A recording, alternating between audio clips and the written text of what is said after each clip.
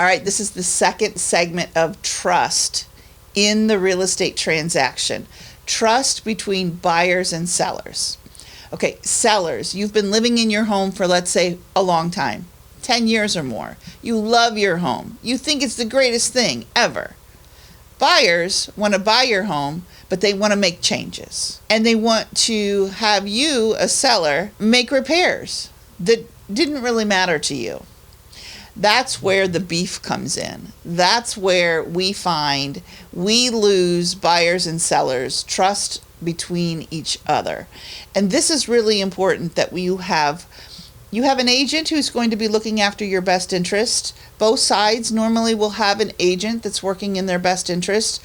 But buyers and sellers, they feel sometimes a little bit in the dark during the transaction. Especially, maybe not at the very beginning. At the very beginning, we're negotiating price. And we're negotiating those high-level items on a contract. Price and closing date, things like that. When the trust starts to fall apart is during the inspection period. That's when, if a buyer asks for every single little ticky-tacky thing on that inspection, that's when your seller's going to get mad. They're going to say, you know what? I'm out. These people are crazy. I don't want to deal with them anymore. And if you have a real estate agent who's going to be the intermediary, and this is what we do, we try to keep that deal together. Now, sometimes the trust gets lost. Maybe the buyers feel like the sellers didn't disclose something that they should have known, that the inspector found on a report. A lot of times, it's all about communication. Communication is key in making sure that the trust does not break down during that transaction. So, the thing is, buyers and sellers, there's a ton of emotion that goes into buying a home. And you want to listen to your real estate agent.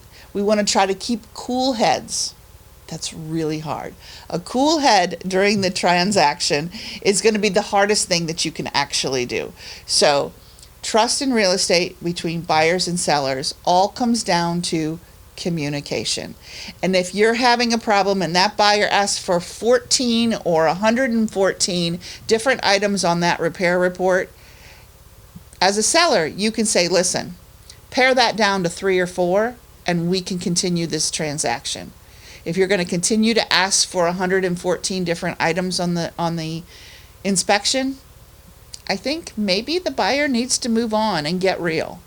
Because honestly, that is not the way to foster goodwill during a real estate transaction.